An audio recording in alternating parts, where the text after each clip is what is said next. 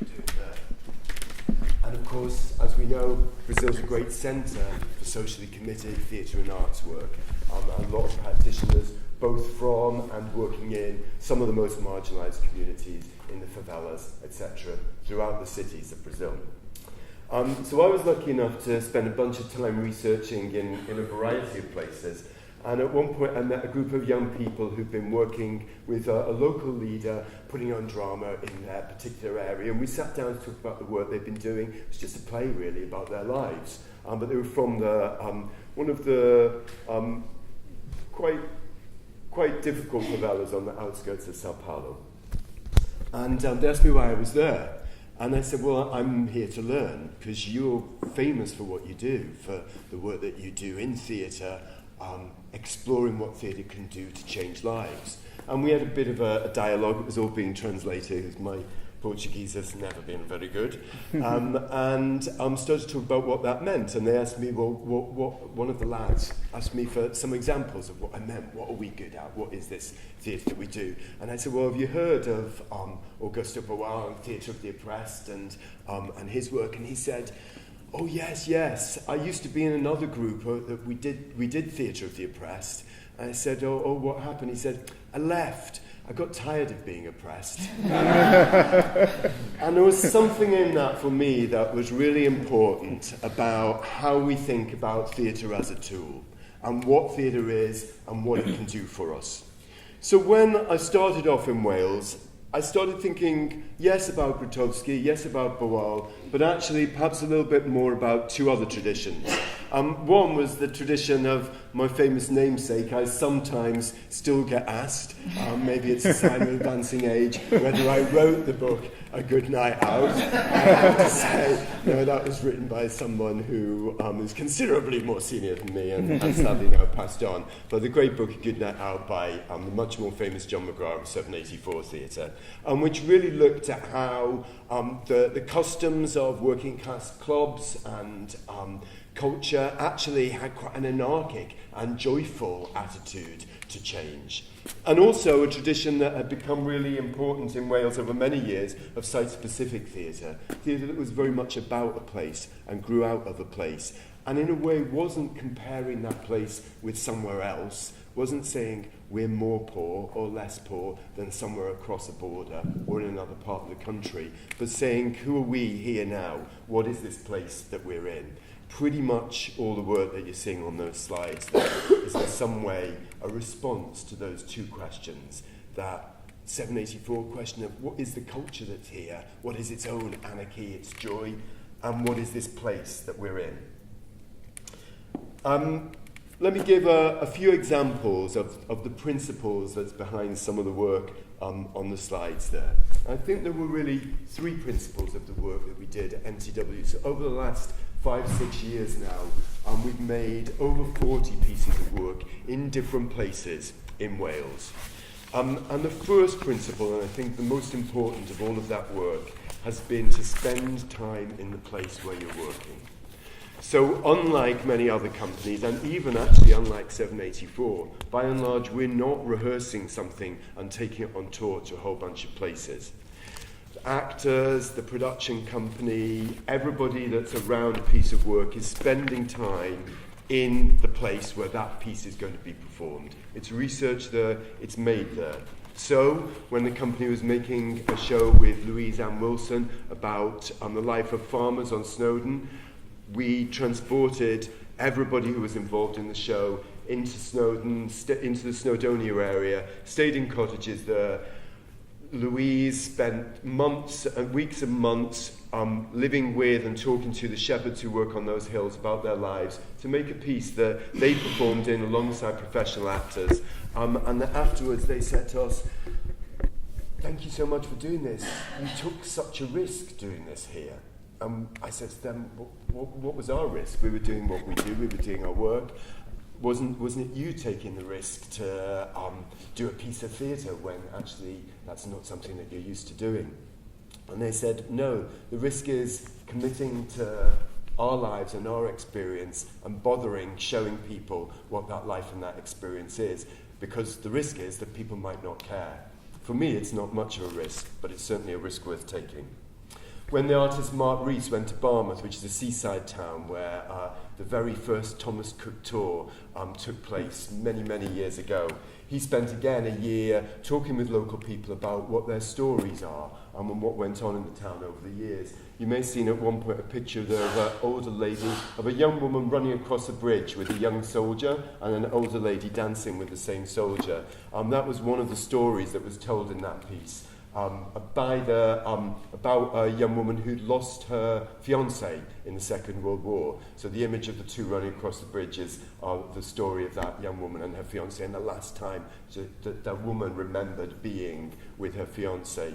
The scene in the nightclub where the older lady is dancing with the young soldier is that real woman who told that story, dancing with the ghost, with the memory of the young man that she lost. And that kind of work, digging in depth into the memories of a place, has been intrinsic to the ethos, really, of National Theatre Wales.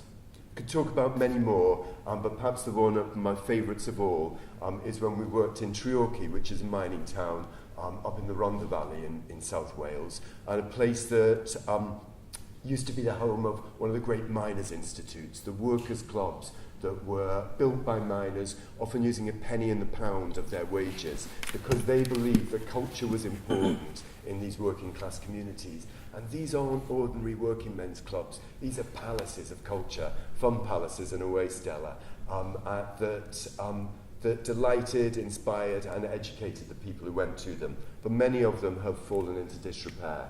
We got to work with one called the Park and Dare up in Treorchy, and we really decided it was a theatre that was still going, actually, and still managing to put work on, but with a staff of 2 or 3 people. So what we managed to do was move the entire staff of National Theatre Wales to that building for the 2 months that we were working on a show with them. So the finance department, the admin department, we closed the office in Cardiff, and we worked up at the Park and Dare in Treorchy. And that led to an ongoing relationship between our staff and theirs that meant that we could support them over several challenges in the local authority cuts that they faced in the years to come. The second principle of National Theatre Wales's work has been around sharing skills and investing in local leadership. And we have a project called National Theatre Wales Team that basically anybody who's been involved in one of our shows or in any of our research can join. And that basically means that you get supported in ideas that you might have for setting up your own work. So if we do that project in Treorchy and we put on a show, part of what we're also doing is asking local people what would they like to do next.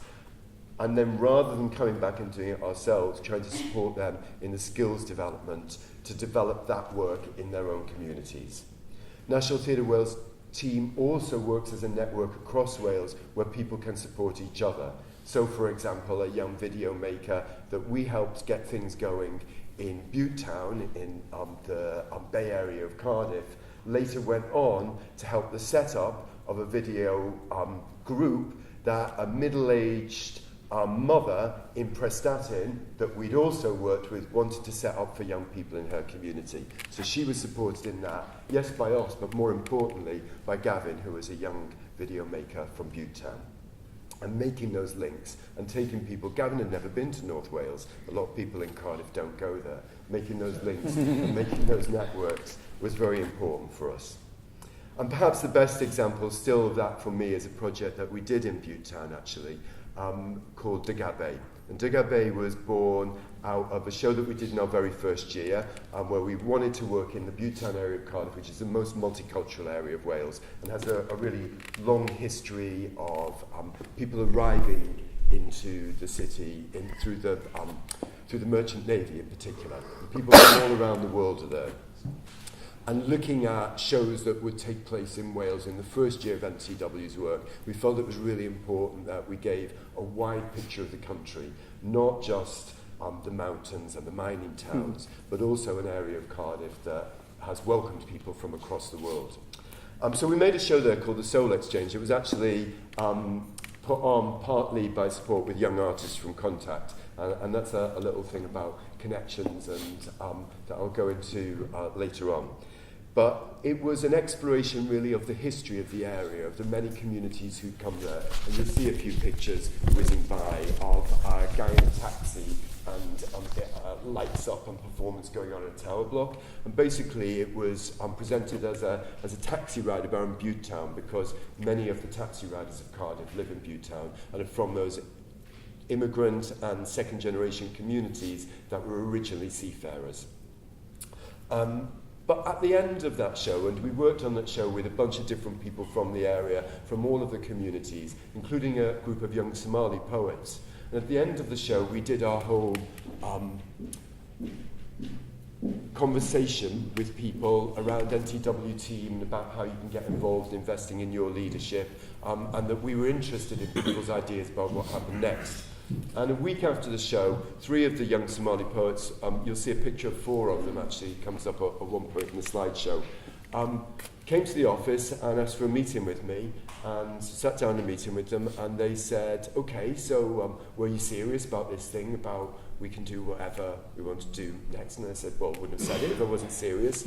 And they said, well, we feel as though you've just done a show about the past of Butetown, about all the people who came here and the communities that make it up, but you didn't do a show about our lives as young men in this city and the struggles that we have to face. And we want you to do that show now. So I said, okay, and tell me a bit more about what that show should be about. And we talked a little bit, and they came up with a beautiful phrase, because they were mainly rappers and some of them spoken worders, or just starting at that in some cases. They said, the world sees us as pirates. It was a time when there were Somali pirates on the news a lot. We want the world to see us as poets. So that became a new project that we did.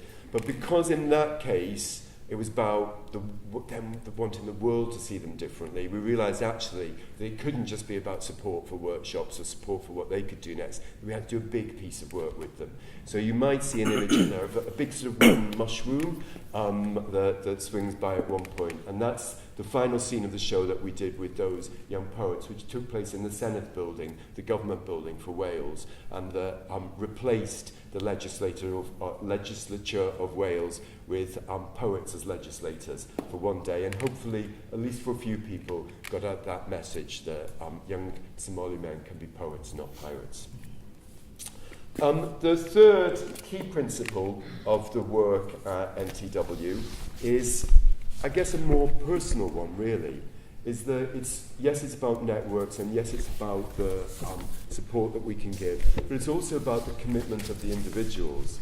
It's not enough, really, to go and be professional and commit and move the finance department to Treorchy for 2 months if you're not willing, in a way, to take the risk that some of those connections, not all of them, but some of them, will become more personal. Sometimes you'll be asked to go back yourself, and sometimes you will have made a connection that you need to honour on something beyond a professional level.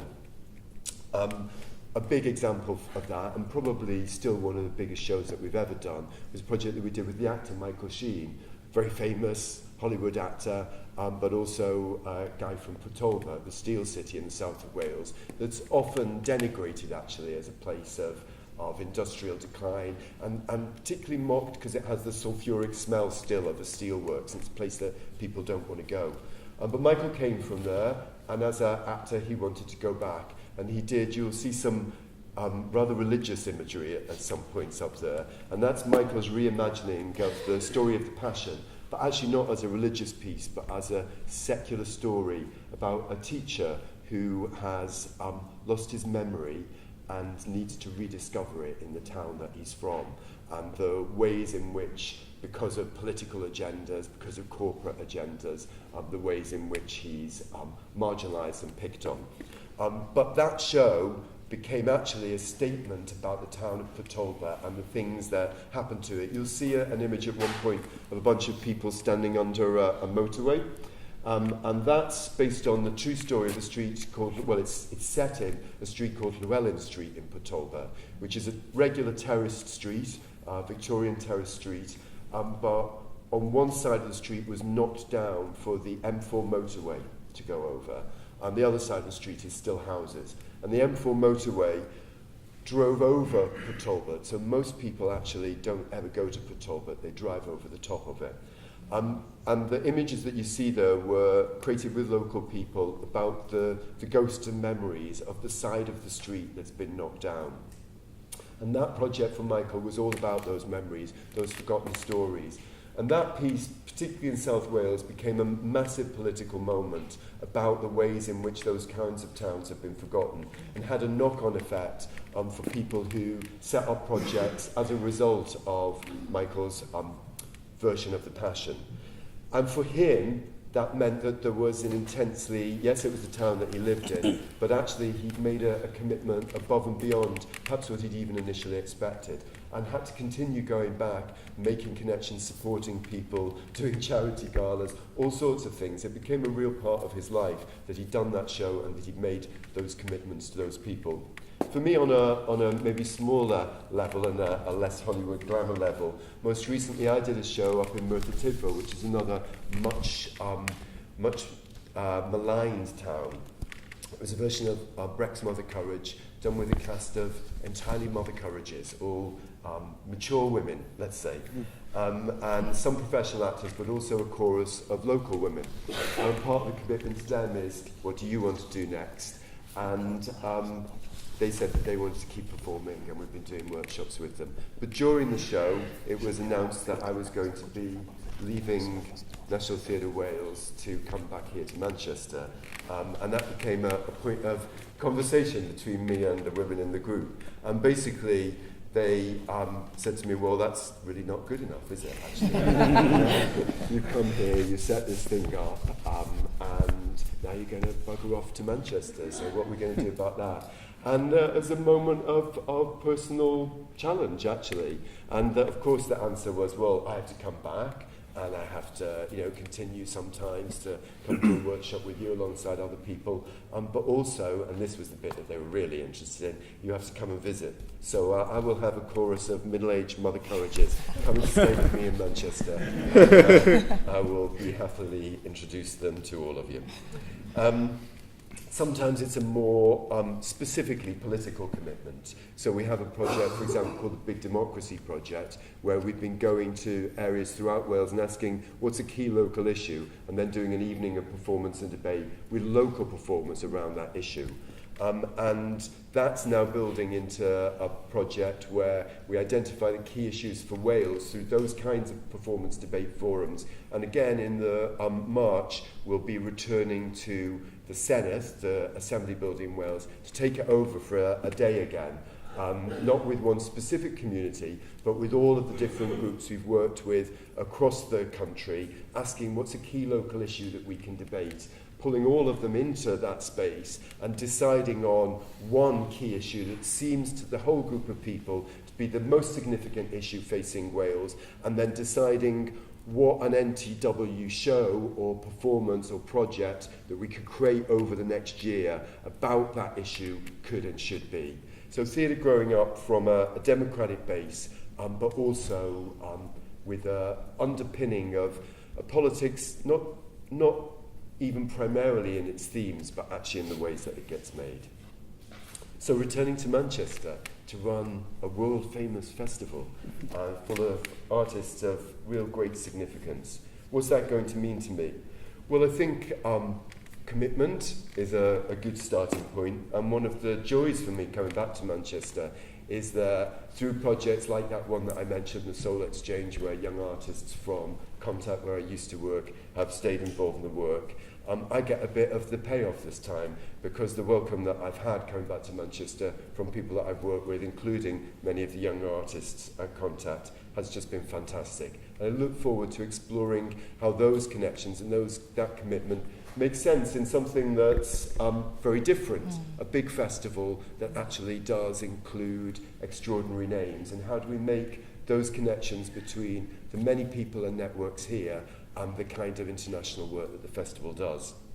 I think one starting point might be about the places that artists can work in and the time that they can spend there. And one of the exciting things about the festival is that it has such a name now that artists are no longer cautious about coming to Manchester, even if they're from New York or Beijing, but actually really interested in how they could spend time here and who they might spend time with. So that's something that I think I'd really like to see the festival doing over the next 2 years, placing artists, yes, in the city centre, but also in spaces and communities around Manchester. but most of all, perhaps, to remember the message of the young man that I met in Brazil, that sometimes it can be a bit tiring to be oppressed, and that there are moments of joy and good nights out, and moments of exhilaration, and moments of anarchy, and moments of sheer artistic beauty that are also part of the dialogue and also part of our needs. And it will be my responsibility, and hopefully shared with many people, particularly the Mancunians here in the audience, to make sure that the festival keeps doing that, keeps making those connections, keeps creating those moments of joy, even in some of the difficult times that we all face. Thank you very much.